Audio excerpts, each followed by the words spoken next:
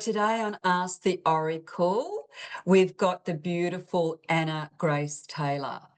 Messages of Grace, a conversation with angel whisperer, beautiful Anna. So in this heart-opening episode of Ask the Oracle, I welcome internationally renowned angel therapist, spiritual mentor, and author, Anna Grace Taylor. With over 1.5 million followers drawn to her daily divine guidance, Anna shares her astonishing journey from her first angelic encounter to the soul-stirring wisdom behind her newly released, absolutely stunning Messages of Grace angel cards.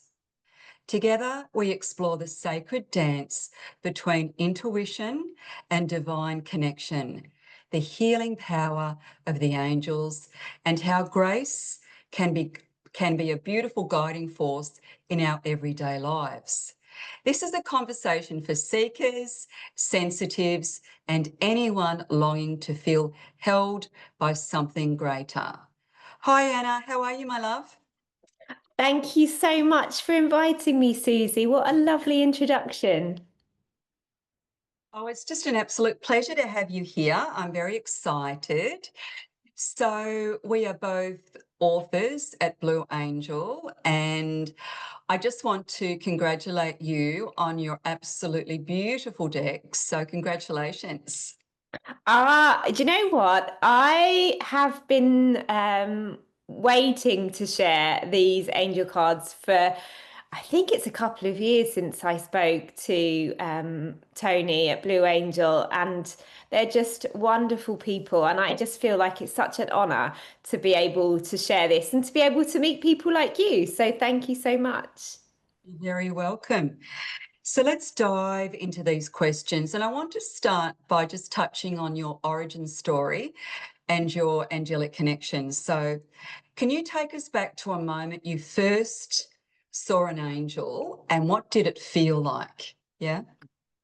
My goodness. Well, looking back through my childhood, I think I did experience the angels in some capacity. I remember I used to hear my name being spoken when I'd wake up, and I didn't know what that was. I wasn't brought up in a family that was particularly spiritual in that way. And then as I became a teenager, I was very sick. I started to seek other therapies and healing methods, and I would meet people and have conversations about energy and spirit. And I remember saying to one of my dearest friends and mentors that it was like she was telling me things that I didn't know, but I did know. I was only 18 at the time, and Oh, we'd have wow. these deep conversations about things. And then one day in 2001, so I was 20 years old, I was particularly unwell at the time, but I just had this really joyful experience of actually meeting the singer Robbie Williams. I don't know if you know him, but back then he was the big kind of pop star, especially in England. He was really well known, and I was a big fan, and I'd won a competition to go and see him at this TV studio. And a nurse who was there at the time came up to me and asked me if I could move around in case of fire, and wanted to make sure that they could help me if I needed to. And he came over to say hello, and I was just on cloud nine, as you can imagine. And my sister was with me, and we were just so excited. We had an amazing time. He was wonderful. And I always just remember feeling this beautiful energy. He sort of held my hand and said hi and hoped that I had a lovely time. And I just remember literally my energy felt like I was flying. So I think having had a really difficult time and then having such an amazing moment must have opened me or done something to my Yes. energy, perhaps, because I Yeah. was really vibrating on that sort of joyful level. But I went to bed that night, and as cliche as it sounds, I say this all the time, it sounds really cliche because his song obviously is Angels, or one of the major songs that he sings is Angels.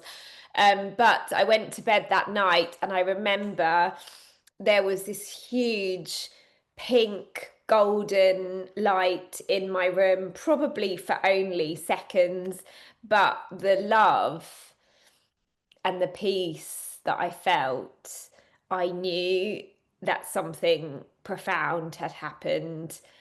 I had never had an experience like that. There was a couple of times when I'd seen flashes out the corner of my eye, but it changed my life because it made me want to know more. It made me understand that perhaps there was more to life than I had really understood. And although I had some kind of faith and belief, I hadn't had as profound experience as that. And it still remains one of the most profound experiences I've had because I feel like the angels are saying, hey, Anna, pay attention. This is, this help that you've been calling on, these prayers that you've had, these wishes to feel better. We're here with you. And yeah, there were many times after that, obviously, that they've come, but there was nothing like that really. It was such a life-changing, beautiful, loving experience. It really changed my life really quickly, actually. How beautiful. It sounded very euphoric. And yeah, I've had my own experience with angels. I taught angelic Reiki for many years, and we do this thing called merging with our healing angel. And I do kind of, it's like that moment of euphoria. It's just a beautiful energy. So Yeah. I'm curious, how did your early life experiences really shape your spiritual gifts and path? So after that beautiful kind of awakening that you had with that angel, yeah, where to from there? What shaped your spiritual Yeah, gifts, do well, you think? I was born with a disability, so actually I have cerebral palsy that means that I walk with crutches and often use a wheelchair. So I was very much a person from the age of 5, 6 that while all my friends were running around and playing and with their friends, although I could move around quite freely then, I didn't walk till I was 6 years old. So I think I spent a lot of time talking like I do now. I sat with people. Age never worried me. I'd have conversations with all sorts of people. But, not to say that I wasn't shy, but I felt very connected to just sitting with people. So I think very early on, I wanted to learn about people. I was a very deep thinker and conversational person. And then, as I said, because I was sick for a long time through my teens and I had surgery to help my legs, it sort of shaped the whole path that I had. So after I had that angel experience, it was nearly 2 years later, I took an angel therapy practitioner class. I met lots of people that were like me. And I think that there was such a validation in that because I suddenly realized that all the things that made me feel different, sensitivity and having a different life actually drew me to people, and I could see so much of how I wanted to be of service. And really from then on, honestly, I've never done anything else. This has always been my job because I was very unwell until I was in my mid 20s. I didn't work anyway. And then from then on, I became an angel therapist and doing what I do now. So it really has not just been my work, it's been my entire it's been my entire experience of everything. But as much as I wouldn't want to experience some of the pain that I've had again, it's really because of that it's led me here, so I'm very grateful for it. So beautiful. What a beautiful journey. And I was going to ask you what the turning point was, but it sounds like it was a progressive journey. Like this is your life's work. This is your, Yes, yes. yeah. Yeah, I What think, I mean, the big turning point was seeing that angel. Another turning point was doing that course, the angel therapy practitioner course. And then yes. also, I feel for me that as I've done this work over time, yes, of course, it's the same connection with my angels, but we're always learning and always growing. And I've had multiple experiences since then that have been also difficult. And I feel that pain or that um challenge that I've experienced has also given me deeper compassion. It's also given me a greater sense of what brings me joy and how I want to be able to share that with other people. So, yeah, all of it is interwoven, I think. Yeah. Yeah, it's like, the deepening, the deepening of your connection, because you do have that really profound, compassionate kind of way of doing things, because of your lived experience, I guess. Yeah. Yes, I'm I share a lot on social media, as you know, and I feel like social media was made for someone like me, not just because of my physical challenges, because actually it's really easy for me to be able to be online with people and not have to, kind of run around and see clients everywhere. I've been able to do a lot of my work online, but I've always loved writing. I've always loved sharing. I'm a very honest, open book. What you see is what you get.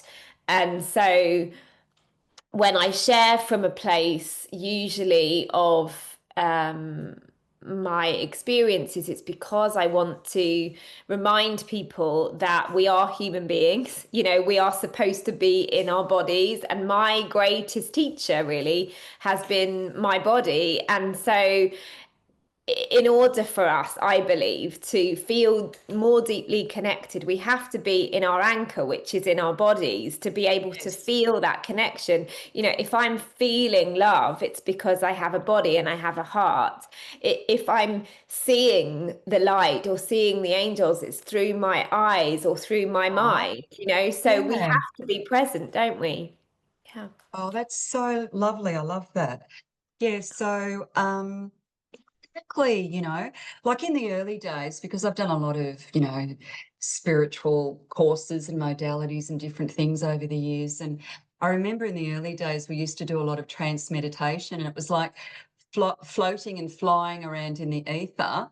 And then I Mhm. just had this kind of like really profound insight one day where it's like, I think we're meant to be in our bodies. I think we're meant to be kind of anchoring this energy, and, and Yes. you're quite right, having that, um, that being in the physical and kind of anchoring the light. I love that. So, Yeah, I mean, yay. it's not to say that we can't be sometimes floaty and out of our bodies, but my lesson is to be present with my body and the body that I chose. Exactly. And so I really feel like a lot of us as sensitive people are constantly fighting that. Like, I don't want to be here. Why is this life so difficult? And why did I choose this? And what the heck is happening? And I just Yeah. feel like, it's not going to help us if we try to deny our existence, is it? No, that's right. So, how does someone begin to connect with their angels if they've never really felt it before? Yeah. Do you teach people? Do you help people kind of embody that angelic energy? Yes, absolutely. And, it sounds really simplistic, but I would say the first thing is to ask because we spend a lot of time, don't we, going, I want to connect with the angels, but actually we don't ask any sign, we don't ask for any help. It's like me talking to you, we're having a conversation. If I was just sitting here and waiting for you to say something and then not speaking myself, it becomes a bit stuck, doesn't it? And they can't intervene unless we ask. So, unless it's a life or death situation and we're not supposed to leave the planet, they have to honor our free will as a human being. And so they love to help us, but we must be in a space to say, thank you so much, angels. So I would always say ask first and then be open to a sign of their presence. So thank you, angels, for giving me a sign that you're with me, for that you're helping me, and be open perhaps to those angel numbers that you might see on your clock, or you might see that flash of light, or you might suddenly get that feeling that the air pressure around you has changed, or there might be a conversation that you overhear that is just the message that you need at that moment. So they want to communicate with us and remind us, first of all, that they are with you. And then I would also say spend some time actually listening. And by that, I mean, yes, go about your day-to-day life, but carve out some time. And perhaps, we can call it meditation if we like, but sometimes people are intimidated by that. Like, oh my goodness, I'm supposed to spend half an hour sitting in silence and then I'm going to hear my angels. It could be for 5 minutes. It could be that you love writing like I do. So you can sit with a piece of paper, perhaps, and just ask your angels what they might want you to know and see what comes out of you. It could be that you suddenly hear a word or see something in front of you that makes a lot of sense. But if you're still and you give yourself permission to actually listen and say to the angels, I'm listening, you can help me, you show me, there's usually something that starts to shift and then that feeling builds. But I would say really stay open to how that happens, because if you expect to see them all the time, I was never somebody who saw things. I'm not really a visual person. So although that profound experience happened for me, which was very visual, actually I'm very deeply feeling oriented and I just know things. So I'm much more likely to know something about you, Suzy, than seeing a big picture. Yes, So also embrace how you are intuitive. If you know that yes, your gut really exactly. speaks to you, don't go looking for it over here. Trust your gut, trust that feeling inside of your body. And then other things will open up for you. So I really like to demystify the fact that, not everyone who talks to angels is deeply clairvoyant. Not everyone is Yes. going to see visions of angels. I am not that clairvoyant, and I am very connected to the angels, as we all are. And the other Mm. thing I would say is it's not just for me, it's not just for you, it's for everyone. And we often can get caught in a trap of thinking that somebody is particularly special. Yes, Oh, yeah. maybe we learn to experience that more deeply, but Yes. we're all connected, we're all part of the divine, aren't we? Absolutely. There are so many juicy gems in what you've just said, like ask and you shall receive, have an interactive conversation, actually listen, be open, you know, and everyone has a individual psychic personalities. So, Yeah. there's no right or wrong way to receive messages. And I love that you said, it's not just for a select few, like it's open to everyone. And yeah, what a great answer. I think Love the that. only difference between me and me back then, when I was learning myself, Yeah. is just that I've learned to trust how it comes to me. So back then, 23, 4 years ago, when I was in that class, I thought everyone was more connected than me because I was younger. I was 22 at the time. There were lots of people that were in their 40s. Some people were younger, but very few. And I just thought, well, there we go. I'm probably in the wrong class. I did not expect to be able to do what I do, but I just learned practice, practice, practice. And it's like a muscle, isn't it? You trust it more and more and more, and it becomes clearer. Yeah. Yeah. And the more you trust, the more confident you get, the more, yeah, that's a really important part to underpin that Yeah. clear psychic connection as well. So, what's one misconception people have about angelic communication, do you think? Again, it goes back to I think that somehow it's for a special few that, Yes, somehow I have been chosen to do this. Now, of course, it doesn't mean that I don't think that this is a big part of my purpose, but also the other thing to say, and that's why I feel really strongly about sharing my own personal challenges, is that it doesn't make me exempt from anything. I am a human being just like yes, everyone else.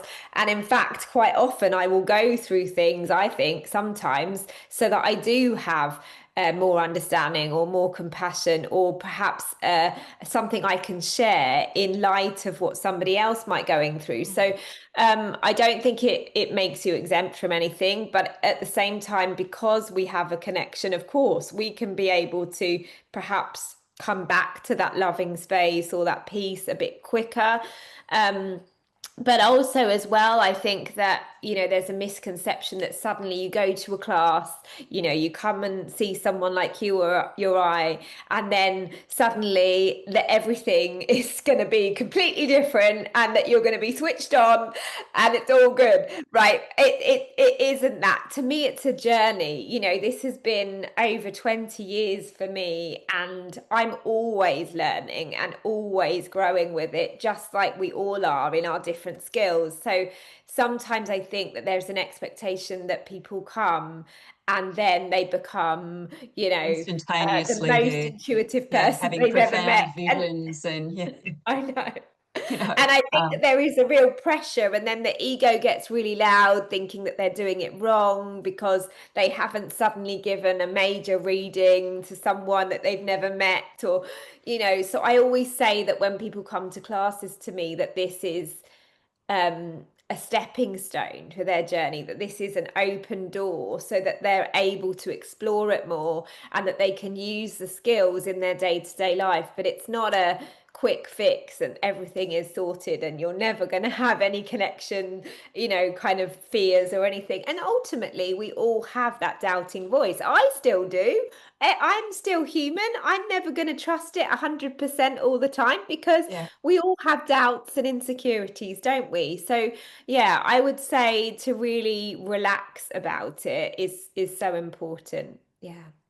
Yeah, that ever evolving journey and just being open to allowing and, being not even necessarily doing, trusting in your Yeah. own way that you connect. It's so beautiful. And also as well, we still, because we're impatient and we want Yes. things now, and we've Oh, grown yeah. up, I think, in a culture, especially with law of attraction and people talking about manifestation a lot, that, somehow life is a wishing factory, right? That we focus on the positive and then we have exactly what we want. Now, of Yes. course, that really does help. Of course, it's great. I teach mindset and about creating the lives that we want. I feel passionately about that. But there is so much more to life than that. The law of Yes. attraction is only one law.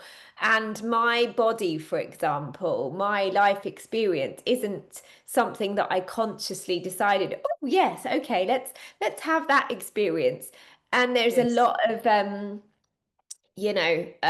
kind of pressure on ourselves somehow to have all of these sort of rich experiences that are mind-blowing and miraculous. But actually, the miracle is just being who we are, isn't it?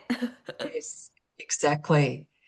Yeah. Now, so what inspired you to create your messages of grace, your beautiful angel deck? Have you got that there with you? Like, Yes, I what's have. Let me get it. Yeah, here it is. So it's a lovely, I love this artwork so much. I love the back of the My card. lovely artist Parita Naran from Canada. Again, the miracle of social media.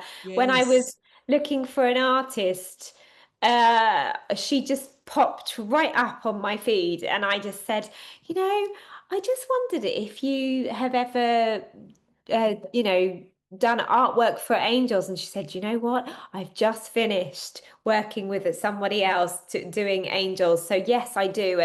And so we decided actually, originally I was going to do a different deck. But because I was waiting for the artist to kind of come to me and I wasn't sure who that was going to be, they suggested that I actually turn my book, which is Messages of Grace as well, into angel cards. So the I didn't deck is realize that. actually adapted from my book. Yeah. Oh, how beautiful. Yeah, so these are messages actually that I used to share on my Facebook page and Instagram originally that really came because I needed them, honestly. I Yes. wanted to be able to talk to the angels and they would share things with me about my body and my creativity and my Yes. relationships scripts, and I would then share them as if they were talking to me. So they would always end with, "We love you, you're angels." And there's always that sense of, Mhm. that Yeah, they're there no matter what. And I started to share them. Then I put them into a book, and I self-published that. And the cards have just been an absolute dream because, as you can imagine, I use angel cards all the time in my work. So the fact that I get to hold my own deck in my they're hands is beautiful. just Yes. beautiful. So I wrote them literally by saying to the angels, "What do you want me to know?" And Yeah. they're the messages that came out. So these are 50 of those messages. Yeah. Wow, beautiful. The artwork's absolutely stunning. I just love it. It's got that really etheric, kind of I luminous, love the angelic cover here. I love energy. the Yeah, cover. Yeah, it's just a so really pretty. etheric, pretty. I wanted it to be yeah, really inviting, and just how actually Soft very much energy. Yeah. how I see that soft light and ethereal kind of light is so important. I think it's one thing to Yes. see the angels as figures because obviously that's how we relate to them, but really they're full of Yes. light, aren't they? Yeah. Light. That's right. And I love that the messages were kind of channelings for your book and that you had on your social media, and you kind of integrated all of that into that gorgeous deck. So, Yeah, yay. I love it because it feels like I can sort of, again, like I'm always saying, is that you can kind of carry your angels in your pocket. You've just got them Yes. right there because you can literally say, "Angels, what would you have me know?" And they are messages that really speak to you very wholly about a particular subject. It's not necessarily to give you a prediction, but it's like receiving a loving note from your angels there. Yeah. So reassuring and so comforting, and Yeah. that beautiful kind of divine unconditional love of, Yeah. yeah, it's just really supportive. And Yeah. yeah, and yeah, so lovely. So is there a particular card or message that feels sort of especially timely right now, do you think? Oh, do you know what? If you don't mind, because I always think they're all timely, but should I just shuffle Yes. them and see what comes up? Yes, let's do that. Let's see what comes up. Angels, what would you like us all to know right now? Okay, so this is the message. Oh my goodness. Okay, this feels very appropriate. This is actually the first card in the entire deck, would you Oh, is believe? it? And it says, "We exist because you do." We exist because you exist and are with each one of you without exception. That means all of you can also communicate with us. Do ask us for help whenever you need it, and then listen to the repetitive, loving, supportive visions, ideas, sounds, or feelings you receive. These are all ways we talk to you. Ask us for a sign today and see what you notice. We are waiting for your call. We love you, your angels. So It's so isn't that just beautiful. what we talked Oh, about? How I know. about that? Perfect timing. Make that up, Anna. It's No. brilliant. I love it. And you saw me shuffle them, I did. So I did yeah, see you and shuffle them. actually that is one of the first messages I remember writing, and it is the first message in the deck as well. So I think that's very appropriate for us.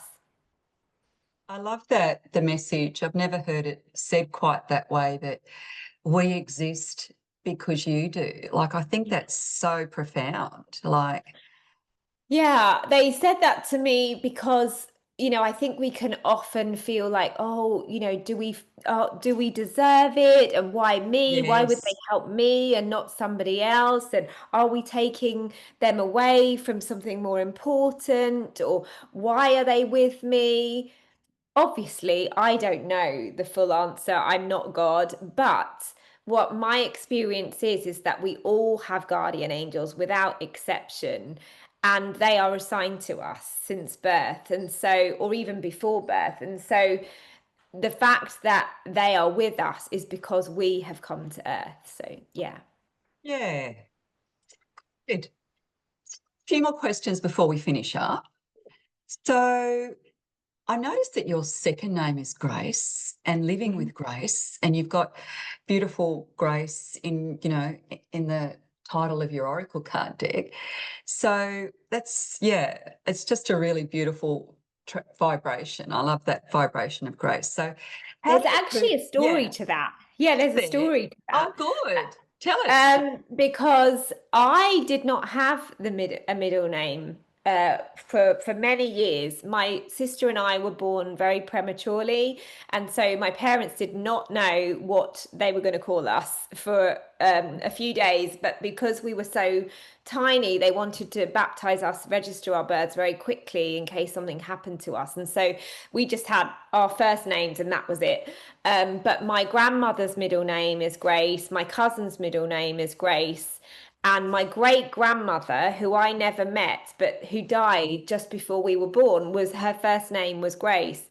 And I discovered actually later on that Anna means grace. So I felt Hmm. like she, interestingly, even though she didn't know us He and gave you that my name. mum certainly didn't know that Anna means grace, that it just Yeah. felt very synchronistic and very, and I had a dream many years later of Mother Mary, who is one of my guides and very much some Yes. being, a loving being that I work with.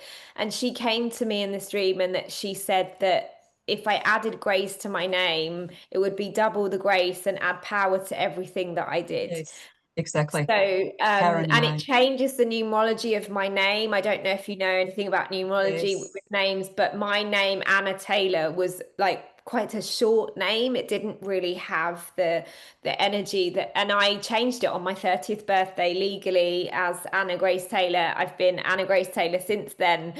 And I can't imagine not being that. So I did it to honor my grandmother and my great grandmother and my grandmother, who's also now in spirit. But beyond that, it just feels like it's me.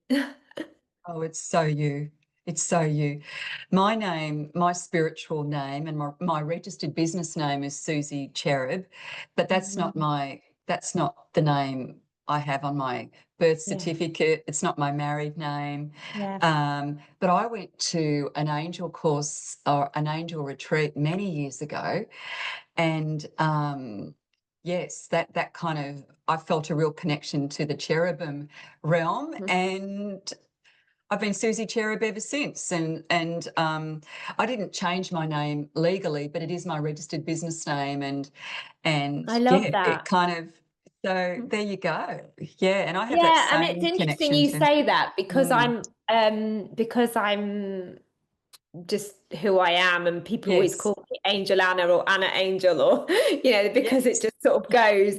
But I yeah. remember when I was doing my angel therapy training, people would often say that I look like a cherub. I'm only 4'9", so I'm very, very tiny as well. So the cherub thing, it's people often call me a pocket angel because I'm so little. So yeah, I really love that. And I think that there is a vibration to our names, isn't there, that Exactly. feels more of us. And I remember it was so interesting because it was when I was 30. So although I'd been doing the work, my angel work for a while, I would say that there was a big shift in my work when I turned that age and when I started to use that name. I released more sort of work then. I was working a lot more kind of publicly then. It's actually when I started that was the other thing, my Facebook page, it started to suddenly shift.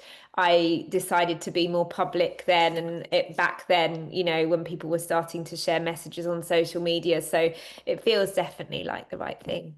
Yeah. It's beautiful and it's so you, yeah, so you. Hey, so I know that the angels have helped you through some really tricky times. So, if someone is feeling lost or disconnected, what's one kind of easy, gentle step they can take today, do you think?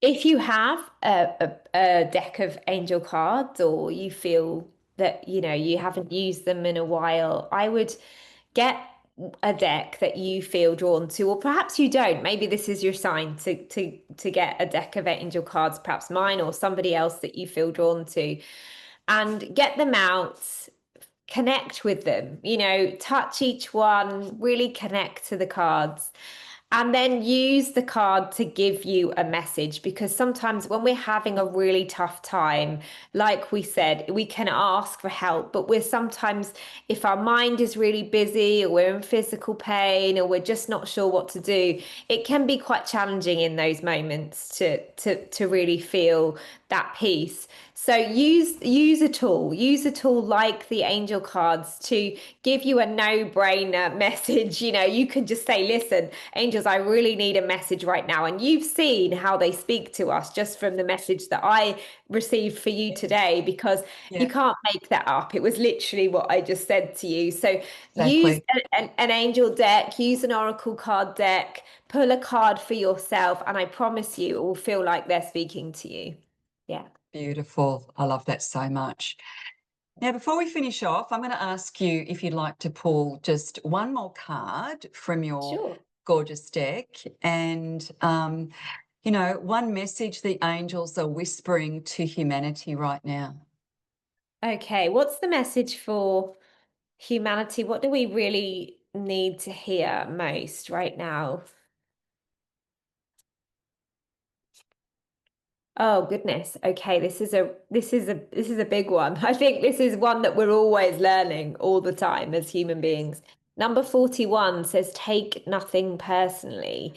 If someone is mean or harsh towards you, please do not take it personally.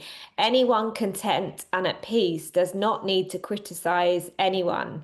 So how they react says more about them than you. You're responsible for your peace and your peace only. So focus on that and lead by example. We love you. You're angels.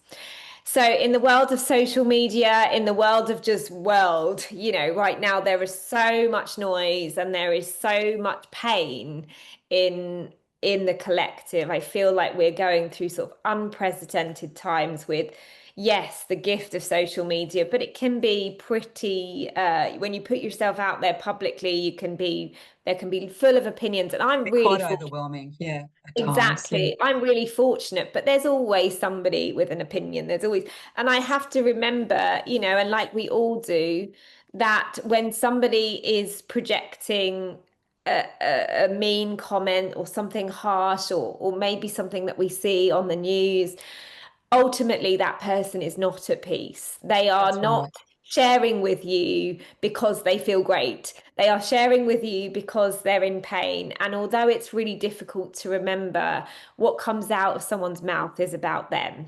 And what comes out of your mouth is about you. So, really focus on your own connection. Focus on what brings you joy. Focus on the things that you can do to make a difference, and let somebody else deal with their own thing. Yes. As within, so without, like that beautiful ripple effect, osmosis, like you have no control over what happens over there, but you can kind of have that inner peace and allow that to kind of domino out. Yeah. Exactly, because ultimately we're the only person we can do anything about, really, aren't we? So, yeah. Exactly. Exactly. So I pulled a deck from my Moon Temple Oracle deck, and it's the reveal card, and it's Vision, New Moon, and it's about seeing the highest vision of unity for the planet. So Oh, you and wow. I are very in sync. So it's about unify, inspire and guide. So opportunities to unite and encourage a global community are opening up as well. So the Oh, wow. crumbling is the rebuild, the breakdown is the breakthrough. And we've got this beautiful, I thought you might like this art because he's not an angel, but he is he does have his beautiful golden angel wings there as well. Does look quite So Archangel Michael energy, actually, to very me. Archangel Michael energy. You're quite right. And there's a little tiny kind of baby lion at his kind of in his lap, and it's all about, everything is cyclic, everything has an ending and everything has a beautiful new beginning as well. So just reassurance in around, even, some of the things happening in the world at the moment, there is going to be an end to that. And of course, there'll be the beautiful rebuild and the beautiful new vision coming through as well. So, And yay! also, So we've there we got a go. new season, haven't we? Like you're coming into spring, I'm coming into Yes, autumn. So clever. there's a real shift, isn't there, between, Yes. okay, so what have we experienced for this year so far, and what are we gathering? And for you, what are you creating out of winter and into spring? So I also feel like that's a really good card for the season in general, isn't it? Oh, it's so good. You're quite right, you know. Going into spring's all about new beginnings, fresh start to fresh perspective. You know, what seeds are you planting? And of course, autumn's similar in a way. It's about shedding and, you know, like a tree shedding its leaves and Yeah. so beautiful, so appropriate. Yes, It you're quite is. right. It just made me think about that and how amazing it is that you and I, on the other side of the world from each other, you're about to experience spring, I'm about to experience autumn, but we're on this planet together and we're just kind of almost like taking it in turns to be in different cycles. I love it. I love it. And do you know what I love? I've absolutely loved having you on the podcast today.